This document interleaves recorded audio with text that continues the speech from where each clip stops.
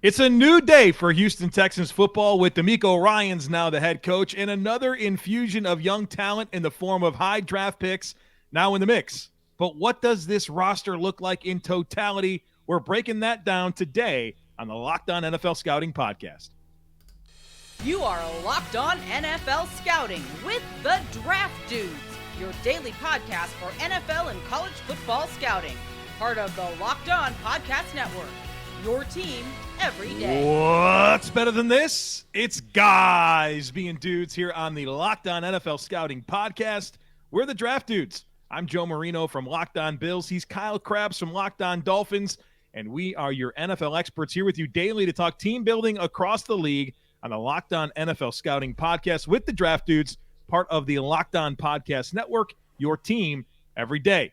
We'd like to thank you for making Locked On NFL Scouting your first listen every day. And, of course, a big welcome to our everydayers. You know who you are. Those of you who never miss a single episode, we appreciate y'all being here very, very much.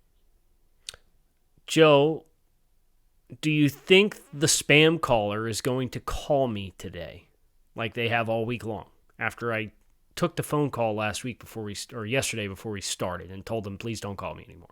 No, I think they're going to listen to you. I think that they heard you loud and clear yesterday, and they're going to leave you alone. What a win that would be. Yeah. Happy National 2023 Schedule Release Day to you. Happy that to you as well. I'm very much in the camp of thankful for all the people on Twitter that likes to make spreadsheets, and as things come out, they eliminate possibilities and try to piece it together, knowing that we're getting it at 8:00. It's the most ridiculous thing, but I love it. I will just like a mock draft. Dude, I am fully in on observing this. I'm not going to create my own spreadsheets, but I will absolutely observe yours, and I'm thankful for it. Yeah. So send all of your schedule spreadsheet reports to Joe on Twitter at @DJoeMarino, and we'll go from there. We're going to do the Texans, and perhaps if you've been following all week long, you would say, oh, very interesting the guys chose to do the three teams that took a first-round quarterback as their first three teams. Joe, why would we possibly do that? Was it on purpose, Kyle? Is there anything that we've done in the past that it might make sense that we wanted to have this information about the teams that the rookie quarterbacks are going to? Yeah, we our everydayers know this, but we like to assess the environment, the situation that these first-round quarterbacks are going into, because we're big believers in what Jordan Palmer told us, and it's that teams bust players more than players bust teams. And so we want to find out just what type of situations these top quarterbacks are entering into. And so for tomorrow on the podcast, you get a chance to listen to us break down all of the key dynamics surrounding CJ Stroud, Bryce Young, and the other one that was taken in the first round, Anthony Richardson. They're all taking the top four picks. Yeah. So that's coming up tomorrow. Okay, so we are doing the Houston Texans. We have this roster done. I have the roster ready to share. We do have some consensus we have to find when we get to... Is there a lot? I didn't peek at yours at all, so I normally have some idea of what we're getting into, but I don't this time. It's a lot of peripheral players. Oh, gosh. I don't think there's any key players that we've identified as having significant differences in. Whereas when we did the Colts, I think Zaire Franklin was the biggest name that we had. Who was the big name yesterday? With the Panthers, CJ Henderson, I guess. Henderson and Louvu. Xavier Woods, Frankie Louvu, yeah. So this addition is probably Tavier Thomas is probably the biggest player that we have a discrepancy on. All right, I'll be ready for that. But we're going to start on the offensive side of the ball, and obviously there's pretty dynamic shift in ideology on both sides of the ball. DeMeco Ryans is the new head coach. Let's talk offense. Smattering of overlay from what was there last year, but a lot of new pieces. Obviously, this team just made a $12 million a year commitment to Shaq Mason over the next 3 seasons on a contract extension, so that's not to be overlooked after they got him for a bag of peanuts. I think that was a job well done by the Texans. Let's go ahead and talk about the observations from the Texans and their personnel on the offensive side of football. I'd like to start with the offensive line, where I think they've got 3 nice pillars to this unit, and Laremy Tunsil, who's a really good left tackle that still likes to false start all the time. The first 2 games I watched were Philadelphia and Dallas, and I think he had 4 false starts and 2 in each game, and they came at the worst possible times. I don't know what that is. How do you not get that tightened up by this point in your career? But good player, but that's kind of the buzzkill with him. Shaq Mason, obviously, at right guard is going to be a nice boost to this interior where I think they needed it in a big way. Center's probably going to be different this year. Scott Quessenberry, the incumbent. They have Juice Scruggs, who they picked fairly high in the draft. Second round. And Kenyon Green, a top 15 pick from last year. And I think they need those two guys to be better, right? Kenyon Green, and they need better production from the center. And I think Kenyon Green in year 2, he'll be better positioned to play better football. But he had a rough go at it at times. I think my encouraging takeaway from Kenyon Green is that I thought his power showed up, right? You could see times where he was able to use what made him effective at Texas A&M. But I think it's about staying square and developing his footwork and some technique. But you saw his power show up, and I think that's a good thing. But, Titus Howard becoming an answer at right tackle is a nice development for this football team. Started off at guard at times, played a little bit of tackle. But last season, the full run at right tackle, I thought he looked solid. And I think having that, maybe a couple questions on the interior, feels like a pretty decent situation for this offensive line as, I don't know when CJ Stroud's going to take over as a starting quarterback, but we've seen high picks at quarterback step into worse offensive line situations than this. Yeah, I think that is marrying what CJ Stroud does well with what you prioritized and went out and got. And I agree with you wholeheartedly. We both had Tunsil as a roster cornerstone caliber player. We both had Shaq Mason as a quality starter. We both had Titus Howard as an adequate level starter. And Howard, as you said, kind of emerged this year. I agreed with you in the power for Kenyon Green. I think the run game stuff was better than pass protection for him. So identifying exchanges and twists and stunts and delayed pressures will be big in pass pro. And then just kind of livening up the feet a little bit and getting that base a little bit more active, I think would really help Kenyon Green. Because I think the raw ability surpasses that of the guy who played right guard for the team last year in AJ Cann. You let me know if you disagree with that. But similar kinds of players, but I think the ceiling's much higher with Kenyon Green than it was with AJ Cann. I agree. I think AJ Cann's a floor player, right? Kind of been who he is for a while in the NFL. I think you can get by with him as a starter, but I think swapping out Mason for Cann is an upgrade, and then counting on development from your left guard is what this offensive line really needs to see come together. I think that the biggest storyline that I had with the Texans offensively was the players that they brought in are all about raising the floor of the unit. When you think about Dalton Schultz, when you think about Devin Singletary, when you think about Robert Woods, when you think about Shaq Mason's a little bit of a different exception because we both still grade Shaq Mason as a quality starter. But Dalton Schultz, Devin Singletary, Robert Woods, these are adequate level starters. But the players who were in their spots last year were not adequate level starters. And to kind of take those, I don't want to say holes, but those areas of needed improvement and get players that you feel are going to be fairly reliable on what you're going to be able to count on them, provided that they're healthy on a weekly basis, because they have a proven track record of adequate contributions on a weekly basis as a starting player in the NFL. I think that's a really big win for the Texans and what they're attempting to build offensively in year 1 under this coaching staff. I wanted to ask you a question here as it relates to the offense and Bobby Slowick, their offensive coordinator, Shanahan disciple, if there ever was one. I know you're well versed on the Shanahan offense. When you look at these pieces and you think about the style of offense we think they're going to run, what do you like? What do you not like in terms of having what they need to really run that type of scheme? Well, I think Robert Woods is a really big addition for being a route runner and a guy who can line up inside or outside, and he obviously played with McVay, so there's familiarity with some of the concepts there. I think that'll be very helpful. This feels like a little bit more of a downhill, inside zone and gap offensive line than your traditional wides. I don't think of Kenyon Green, and I guess Shaq Mason could, but Shaq Mason has had so much of his success in the New England offense, which has been historically very gap principled and downhill running as well.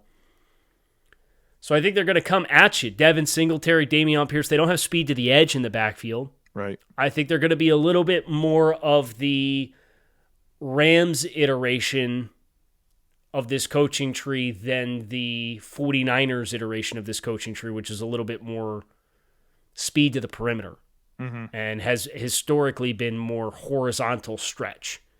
So I think that's, as I look at the pieces, I think about Slowick and where he's been and all the different iterations of this offense. That's kind of where I get, and I'm excited for, Nico Collins too. Like, what's Nico Collins as the big body gonna do? Interestingly enough, they went out and they got Noah Brown as well to add to this group as two the big-bodied, run-blocking, physical receiver types. And you saw what McVay did with Ben Skoranek last year, and I'm not expecting Nico Collins or Noah Brown to be Ben Skoranek, but there's a very much a role and an appetite in that offense for that big-bodied, physical wide receiver. And I think like they have a couple of those niche roles that you need to do this successfully to run out of 11 personnel and have success doing it. I think they have. Yeah. It's almost like ideally, okay, that's a big word for what I'm about to say. Ideally, Nico Collins is what they wanted Allen Robinson to be in LA. Right. And Noah Brown is what Ben Skoranek, probably a better version of Ben Skoranek. I think the player that really unlocks this offense, and I hope it all comes together, is John Mechie. I think that's the guy that really can open things up here in totality with some of those bigger bodies that they have at the position to go with Robert Woods in the slot. And Tank Dell, we'll see how that all comes together. But I was impressed with Collins in his, as a true X type player on the line of scrimmage, really good hands, the contested situations, all that's really good. But John Mechie, I think, being what I think he can be for this offense is, I think there's a lot riding on that. And I hope it all comes together for him. Yeah, I hope we get to see him. I believe we saw some social images of him out on the practice field. Yeah, he's on track, and it's great. Super good news there. A shout out to him and also Foster Moreau signing with the Saints. What an awesome story that is to keep tabs on with him getting diagnosed with Hodgkin's lymphoma and yet signing a contract and sounding like he's going to play this year. Yeah, be awesome. He's in line for a nice role with them if it all comes together. So rooting for those guys for sure. All right, in just a moment here, we're going to shift gears to the defensive side of the football. But first, if you are looking for a delicious snack, but you don't want a bunch of sugar, you don't want a bunch of calories, well, then you got to try the best tasting protein bar on the planet. And that, of course, is a Built Bar. And these things are awesome. They're healthy and they're delicious. They're delicious because they're covered in 100% real chocolate. And they come in amazing flavors like peanut butter, brownie batter. They got coconut almond, so many great flavors, double chocolate. You got to try them out, and they're healthy for you. It's like you're eating a candy bar, but it's good for you. Like I said, the low sugar, low calories, 17 grams of protein typically in each bar. So great addition to your diet, great snack. I have a couple a day, not going to lie. If you want to check them out, we encourage you to do that and head on over to Built.com. You can use our promo code LOCKEDON15. That'll get you 15% off your next order, or you can head on over to your local Walmart or Sam's Club, pick up a box off the shelf. Try them, folks. You'll thank us later. Defensively, we have a bunch of new arrivals as well. Dude, some young players. Some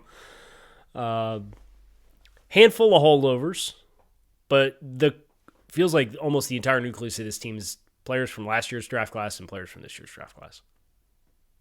Yeah. My initial thought here on this defense is this front. Maliek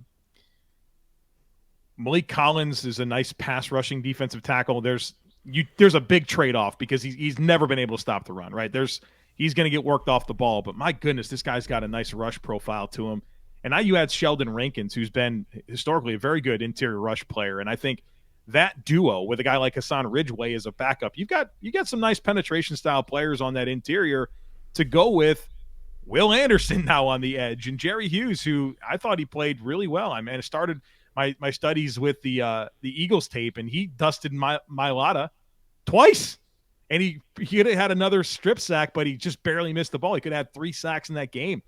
I really liked what I saw from Okoronkwo, but now he's a Brown. But even Jonathan Grenard has been a player that when he's been in the lineup as a young player has shown some promise. So I think there's a lot of rush upside here with these players with their front. I think they've got 3 deep at each spot on the interior and the edge of meaningful players that can get after people. And so that really stands out to me as I start this conversation. I think that you get a little bit worried about them being able to really anchor and defend the run. Like, you're probably going to want to come at Houston and dare them to stop the run.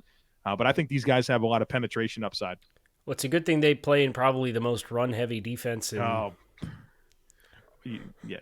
Offensive division, right? You got Tennessee, Indianapolis. They're going to challenge you. They're going to run right at you. Even Jacksonville with ETN, man, like, they had some good moments last year running the ball. I think that's what makes the addition of Denzel Perryman so critical. Because Denzel Perryman has always kind of been a 400 to 600 snap downhill thumper. I think 2021 he played like 900 snaps and he kind of like regressed a little bit. He's always been at his best when like he's in a very finite early down and run defense type of role. And I think he's an adequate starter in that capacity. And you bring him in and you can complement him with Corey Littleton, who you brought in as well as a player who's more of a depth player at this stage in his career, but has had the kind of athletic range and mobility to play on passing down. So I think those two will platoon at linebacker, but having Perryman to play, you have to think this is going to be an aggressive front like San Francisco, right? Being the Dre Greenlaw type of player, not saying he's Dre Greenlaw, but the striker linebacker, having that is so important because of this defensive line, like you mentioned. Like, they're going to have to be a penetration front based on the talent that they have. I don't think they're going to be a gap control type of defense right now. No. And I don't think they've got anybody that can play in the A-gap and control the center, right? Like, who's aligning in a one tech and going to be able to play both A's? Nobody. They'll probably tell you Roy Lopez is their best chance, but that's not for me. And that's okay, right? Like, there's more than one way to play successful NFL defense, but it's just you're looking at the pieces and you acknowledge what the ideology based off what you would expect from what San Francisco has looked like, and you say, okay, there's some things that they're going to be able to do right away, and there's some things that they're not. Like, bringing in Jimmie Ward to pair with Jalen Pitre, you're going to have a lot of interchangeability on the back end of your defense. And that's really exciting, I think, for Jalen Pitre, and hopefully have him in a position to not be so often of a run support player, because I know he had a ton of tackles last year, probably more tackles than you want your safety to have, but boy, oh boy, was he quick to see things, but was he late to gear down and try and square up and tackle? Yeah. And the tackling was really, I know it got better statistically as the year went on, but even what was the first game that I watched? He must have missed 4 tackles in the first half of that game. So having him be able to move around a little bit more, be a little bit more last line of defense, let Jimmie Ward kind of take some of that and have those guys be interchangeable, I think will help too. I'm pretty excited about the safety room for as uninspired as I am about run defense on the interior defensive line. I think the versatility of the safeties is one of my biggest takeaways here. And you mentioned Jalen Pitre, a second-year player. They took fairly high in the second round in 2022. Traded to up go for with him, I believe, too. With a veteran like Jimmie Ward, who's been unbelievably consistent for the 49ers and obviously knows DeMeco Ryans quite well. But, I mean, even MJ Stewart, who 2 years ago in Cleveland, last year in Houston, has started to make a transition more to playing safety. And there's some slot safety, hybrid qualities there that are likable. Even Eric Murray, who's been a guy that's played all over the secondary throughout his career and really ramped up his special teams contributions of late. I mean, plus Brandon Hill, who's one of my favorite, depth safeties in this class that they just drafted. And I think he can be a meaningful player. So you've got this mix of versatility in terms of interchangeability where guys can line up, but also some young talent, some proven veteran talent, guys at all different stages of their career. And I really like how that group comes together for them at safety.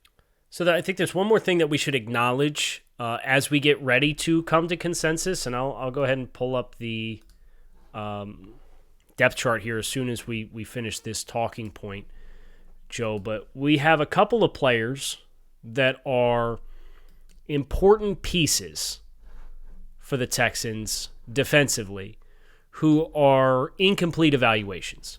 And I thought this would be a good time to bring it up because it's a nice reminder that not all incomplete evaluations are made the same. Correct. Because you have a name like Derek Stingley, you have a name like Jalen Pitre, and then you have Christian Harris as 3 projected starters on defense who are all listed as incomplete evaluations. But I think there's very different narratives around those 3 players based off of what they showed and did not show as rookies. So for scoring purposes, when we end up ranking all of these, like players that are incomplete, you don't put them in a bucket, they're ambiguous, they're going to be marked as 0. And they're going to have an ability to move the needle up or down based on how they declare themselves as the season plays on. Stingley, obviously a top draft selection, has all the physical talent in the world. Pitre flashed a ton, but was still just a little inconsistent. You're looking for a little bit more growth before you decide, hey, this can be a cornerstone type of player, or hey, this is maybe an adequate starter that you're just going to have to live with the warts with in perpetuity. And then there's Christian Harris, who we're hoping to see step into a role where he's, and if anybody's going to get him right, it's probably going to be DeMeco Ryans. But this was a player for me that when you watched him, you remembered what he was at Alabama, it just feels like it happens fast for him still. But he's so athletically gifted that there's times where he can get away with it. That's an X factor player on the defense for me, is Christian Harris, because obviously the second level, you have a higher floor type of player in Christian Kirk, so you can fall back on if you need to. Right. Especially now with the safety versatility. Can Christian Harris take the next step? If the answer is yes, that's going to be a nice bonus for this defense. And if the answer is no, then you're really going to start to get concerned because this will be 2 years of the same thing that he showed in college. If I had to exhaust one final talking point here on this defense, I want to shout out 2 veterans, Steven Nelson and Desmond King, who just quietly chopping away at great careers. I mean, these guys are getting a little bit older, but year over year they continue to produce it, especially Steven Nelson, a guy who's kind of bounced around a little bit, but every year he finds a way to be a solid starting corner in the NFL. And I'll say this about Derek Stingley. It's been a while since we've seen him play great football, man. Like, let's just be honest about it. It's been a while. I know he's got all this stuff. I loved him coming out, but I really want to see him to start being the impact player that he was like 4 years ago at LSU, because it's just a lot of time in between that, and I don't think stabilized for him and obviously the situation. But I mean, number 3 pick or something last year, he needs to be an answer for them. So now it's time to come to consensus.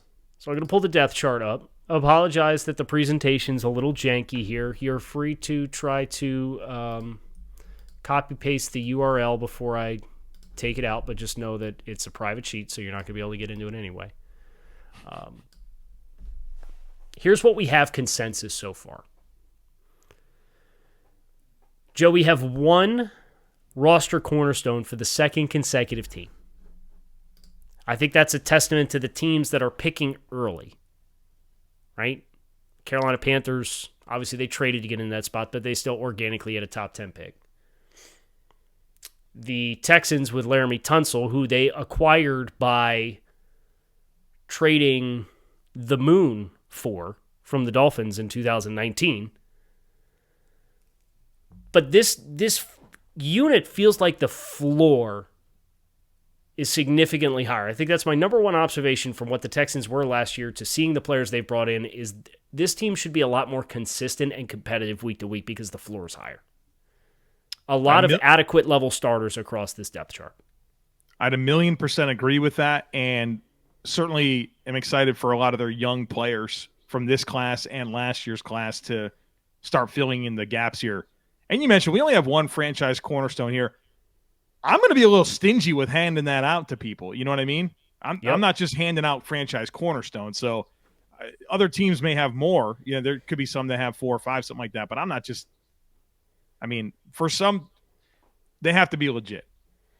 So from a color code perspective, the key is here for anybody who is on the YouTube channel, there's a lot of yellow, which is adequate level starter. There's a lot of green, which is rookie, and there's a lot of pink, which is incomplete evaluations, and most of those players are second-year players who were part of the 2022 class. So you can see just the amount of volume of this Texans projected roster of meaningful contributors that is first or second-year players, which you would expect when you trade Deshaun Watson and load up on draft picks and are in the middle of a head coaching change. The players that we have to come to consensus on, Joe, one of which is, let's do the offensive players first, or unless you want to tackle John Weeks. The long snapper. I put him as a quality starter. He's been there forever since 2013. Yes, dude, I'm not going to fight you on that. Let's go. Kyle wins the first salvo here. The long snapper debate. John Weeks, quality starter, which is low-key nice for the Texans because that's their third quality starter on the depth chart. It's ton, and I don't say that to bash them. This is obviously a team in the middle of a transition, and they're rebuilding, and it's supposed to look like this. It's a good thing that it looks like this, because the alternative would be lying to yourself and having a bunch of more expensive replacement-level players. So you have Tunsil as a cornerstone. You have Jimmie Ward, Shaq Mason, and John Weeks as your quality starters. Hey, you got 2 out of those 3 this offseason. That's pretty good. Our only 2 players on the offensive side of the ball are depth players. It's Amari Rodgers and Charlie Heck. Okay. I have Amari Rodgers as an incomplete evaluation. Right, and I put him as a replacement level player for the struggles that he has had to this point. Now, if we wanted to keep it congruent with the discussion yesterday with CJ Henderson, although I think CJ Henderson from a talent perspective probably is in a different tier, I could get behind it if that was the thought process that you had on just there's been so little continuity and opportunity for him. Yeah, that's why I gave him the incomplete assessment. He's entering year 3. He's been on 2 teams. Quickly fell out of favor in Green Bay.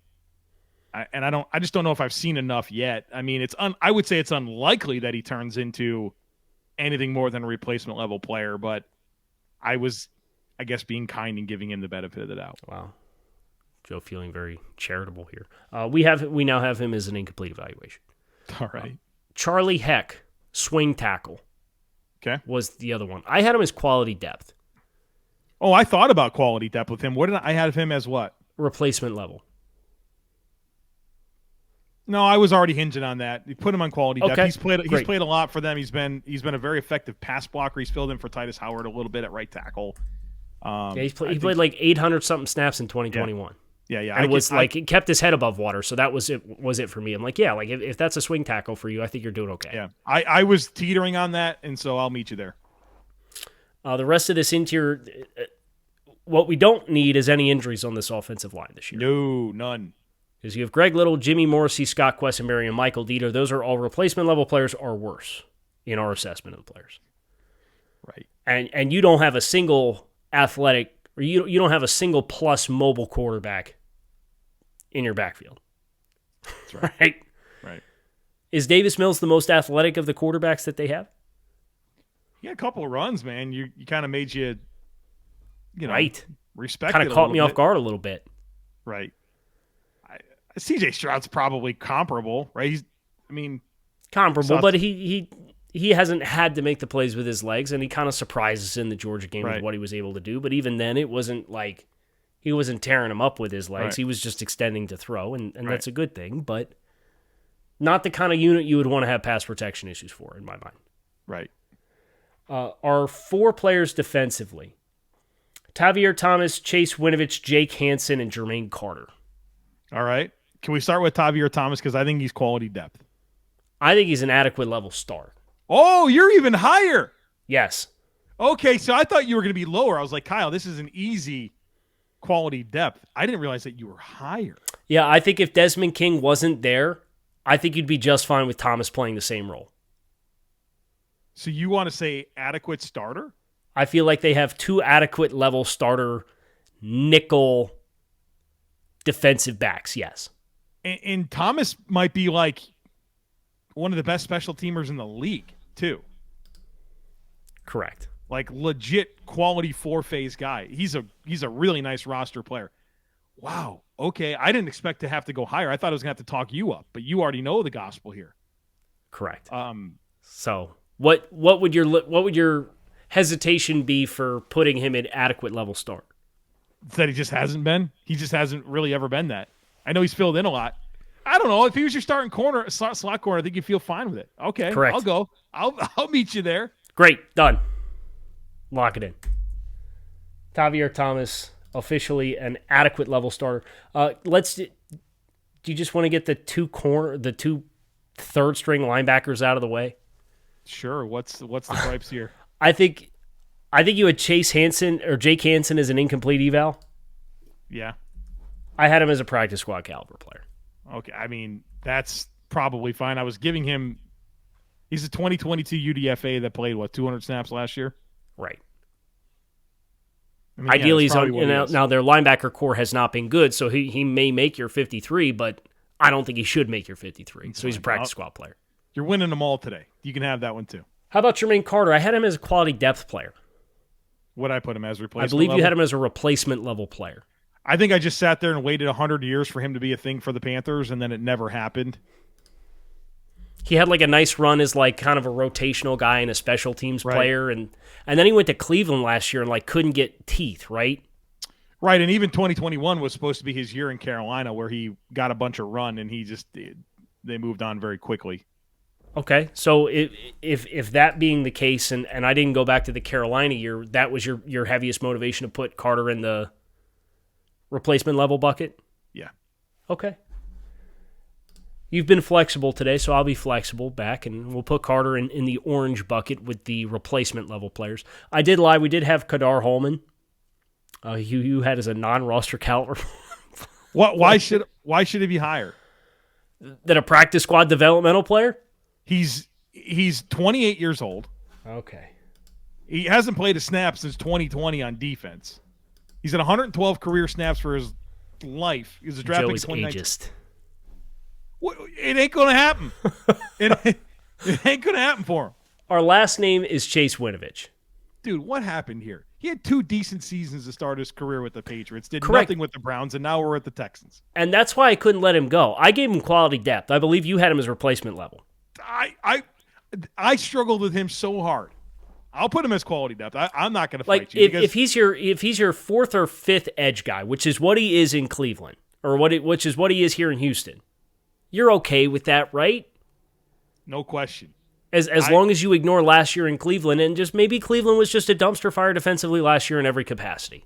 His first 2 years in New England, he was pretty darn productive. Right, I thought it was like, oh crap, the Patriots got him one here, and then it's like, no, here, go to Cleveland. They traded him for like Mac Wilson. Was that the deal there? Yes, it's exactly what it was. Just the last 2 years have been pretty discouraging.